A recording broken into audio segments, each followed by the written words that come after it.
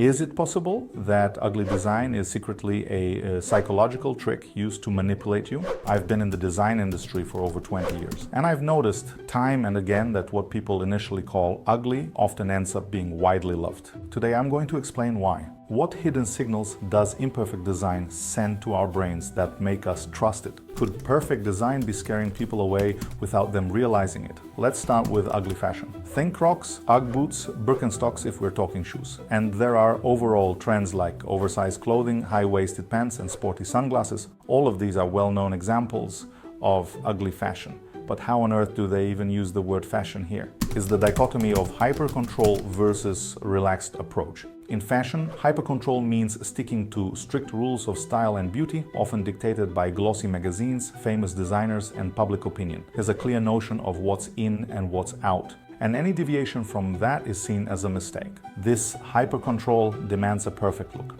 Every detail is planned. Clothing should fit flawlessly, makeup must be on point, accessories always on trend. People under the influence of hyper-control fear looking ridiculous or unfashionable, so they avoid risks and experiments, preferring safe, socially approved choices. The relaxed approach is different. This means throwing out strict rules. It's about freedom of expression, where everyone wears what they like and feels comfortable in. It embraces imperfection, seeing beauty in unusual, unexpected combos. It's about experimenting, breaking stereotypes, and creating unique looks. Comfort and self-expression matter most. Clothing reflects the individual rather than the latest runway trends. Ugly fashion is a perfect example of this relaxed approach in fashion. It challenges conventional notions of beauty and suggests a different perspective on style. Ditching prettiness, ugly fashion purposely uses items that many would call unattractive or out of style. It's a kind of protest against the dictatorship of beauty and a push to expand the boundaries of aesthetics. Irony and self-irony. Ugly fashion is often taken lightly and humorously. Those who choose it don't mind looking funny or weird. They treat fashion in a relaxed, playful way without taking it too seriously. Ugly fashion lets you stand out,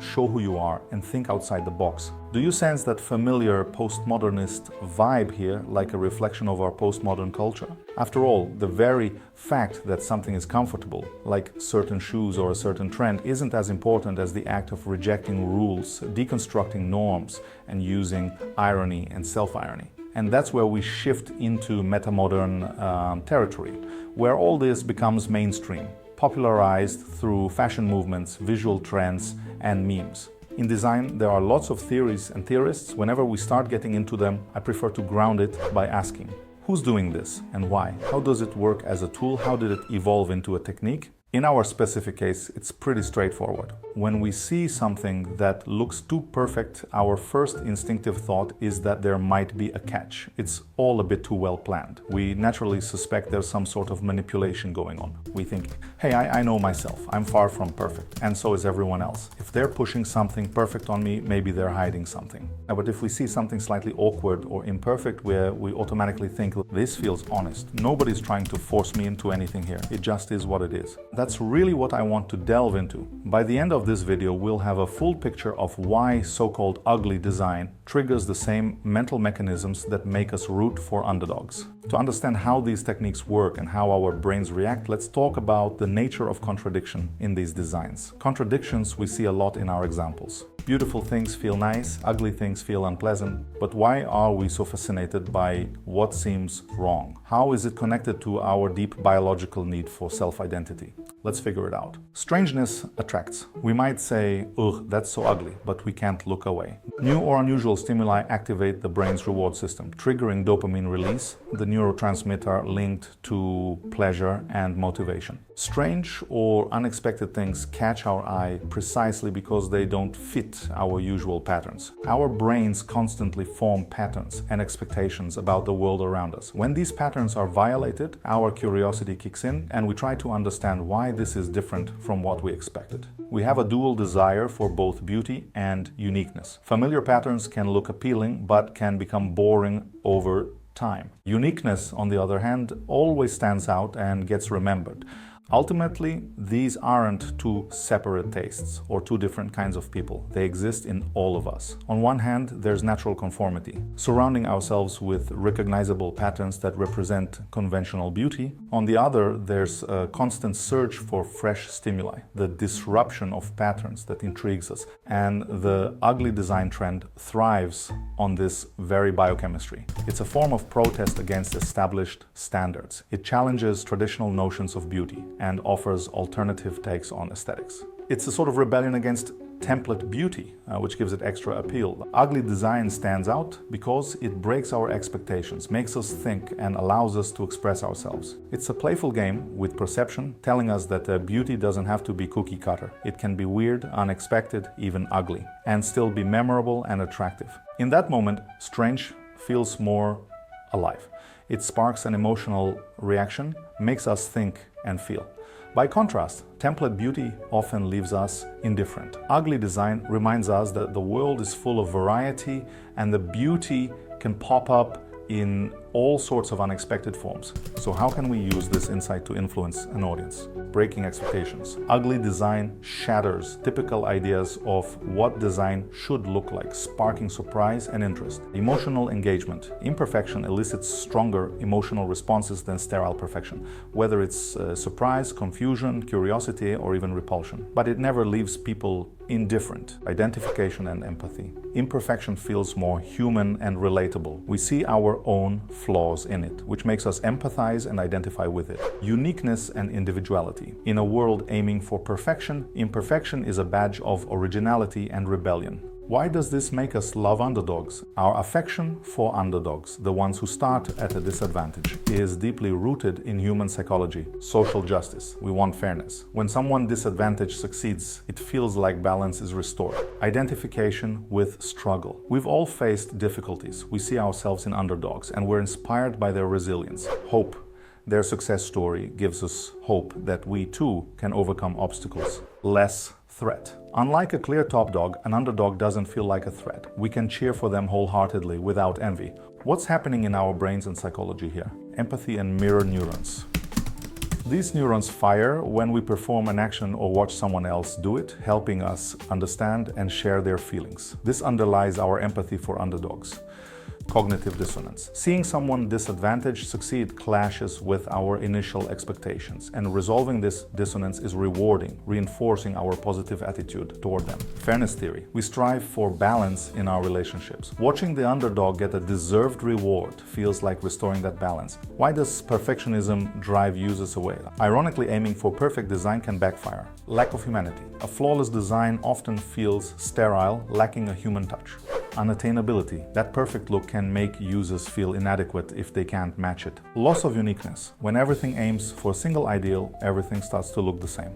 Distrust. Super polished perfection can feel suspicious. They must be hiding something. A classic example we all know is the Uncanny Valley. That eerie feeling when a robot, doll, or digital avatar is so close to looking human that minor imperfections become unsettling. Our brain, honed by evolution to recognize fellow humans, sees those slight discrepancies as signs of illness, danger, or something not alive. It's linked to our need for self-identity. We constantly compare ourselves to others to figure out who we are and where we fit in the world. When something is almost human, but not quite, our expectations are thrown off, causing cognitive dissonance. We can't categorize it as entirely human or not, creating anxiety and uncertainty. This is why imperfection can be the solution. By intentionally adding flaws, designers can avoid the uncanny valley. It makes the object more appealing and alive. These flaws can be asymmetry. Slight deviations from perfect symmetry feel more natural and organic.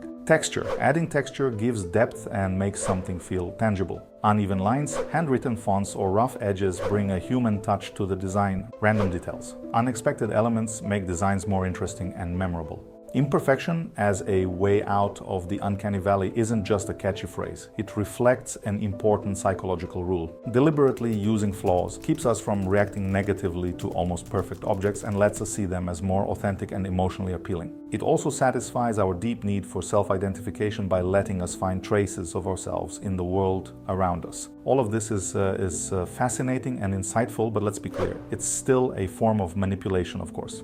In a world overflowing with info and visuals, grabbing attention is tougher than ever. That's why ugly design can be such a powerful marketing tool. Novelty and shock. As we said, our brains crave newness. Ugly design, by violating normal rules, shocks people, catches eyes, and gets shared widely. Intrigue and mystery. A puzzling design can provoke mixed emotions. People wonder what were they really going for. That mystery drives interest and engagement. Brand positioning as a rebel. Ugly design makes a brand stand out from the competition, projecting a bold, unorthodox image. This is especially effective for youth-focused brands that value uniqueness. Feeling of being part of the in crowd. Ugly design can create a sense of exclusivity. If you get it, you belong. This boosts brand loyalty and forms a like-minded community. Dad sneakers, for example. Chunky 90s style sneakers used to be seen as outdated or ugly, but then brands like Balenciaga Triple S or Adidas Yeezy Boost turned them into must-haves. Big chunky soles and bright details break our usual expectations of sports shoes, and that's exactly what makes them appealing. They represent a rejection of glamour and a love for comfort and individual style. Look at designer David Carson's work. Carson is known for an experimental, destructive approach to typography, unreadable fonts, overlapping text, distorted images, everything that breaks the traditional design rules. His style sparked plenty of debate, but it hugely influenced graphic design and defined that grunge aesthetic. Finding examples of ugly design used solely for cynical, manipulative purposes is tricky. That line between clever marketing move and genuine expression is often blurry, and brand motives aren't always obvious.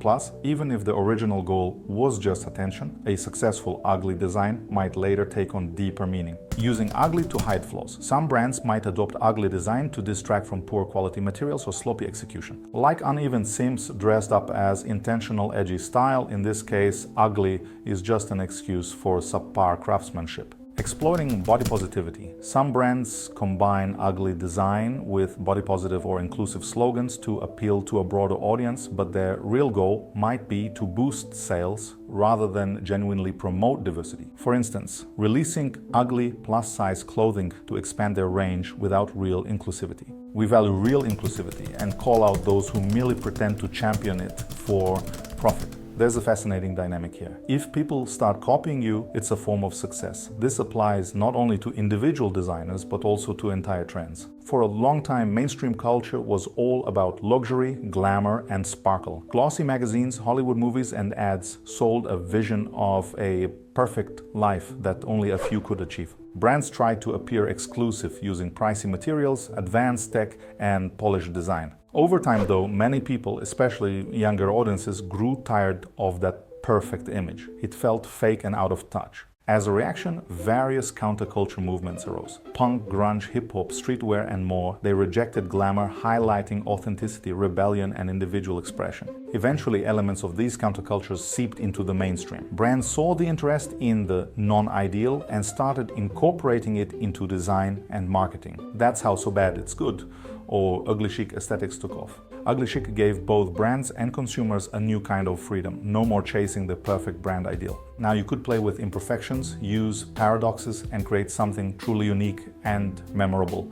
Breaking templates. Brands now had permission to deviate from established beauty norms, making their images feel more authentic. Playing with contrasts, juxtaposing rough and refined elements became a new trend. Focus on individuality. People could finally express themselves through brands and styles that reflected who they really were. Choosing between Fanta and Coca-Cola, Red Bull and Monster, Xbox and PlayStation. It's not just about a drink or a console, but about cultural identity. Brands signify which group, subculture or lifestyle you align with. Fanta or Coca-Cola. Fanta often vibes with a younger, more playful crowd, while Coke is more traditional and conservative. Red Bull or Monster. Red Bull often associates with extreme sports, Monster with gaming and alternative culture. Xbox or PlayStation. Xbox has a more American feel and action-heavy games. PlayStation leans more Japanese with varied genres. How it works. Social psychology. People use brand choices to show their values, beliefs, and lifestyle, which fosters a sense of belonging to a particular group.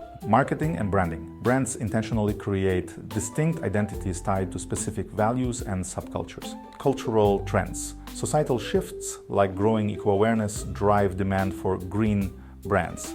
Today, you don't need decades or billions in advertising to build a strong brand image. Social media and modern tech let small, local brands take off quickly with a simple but catchy idea, a compelling story, and a memorable detail. The power of story. In the social media era, stories are a major marketing tool. People aren't just buying products, they're buying the stories behind them. Small brands can share unique narratives, form emotional connections, and quickly gain popularity. Viral effect. Social media allows content to spread at lightning speed. If you create something intriguing or unusual, it can go viral and draw massive attention. Communities and fandom. Social media also helps brands build communities around their products or services. Loyal customers become brand ambassadors, sharing with friends and boosting brand awareness. Most of us are engaged in self-presentation to some degree, and materials and textures play a big role in it. Texture as language. Every texture carries its own meanings and associations. A rough texture can feel handmade, cozy, and warm, while a glossy finish implies tech-savvy, modern, and luxe vibes. Wood suggests nature, reliability, and tradition. Metal implies strength, durability, and an industrial edge. Today's AI tools like Midjourney, Flux, Firefly, and more make creating textures and materials much simpler. For a deeper dive into building layers of meaning through materials and textures, check out my video, The Texture Hack, The Secret to Visual Appeal. Make sure you watch it to unlock the full potential of visual design.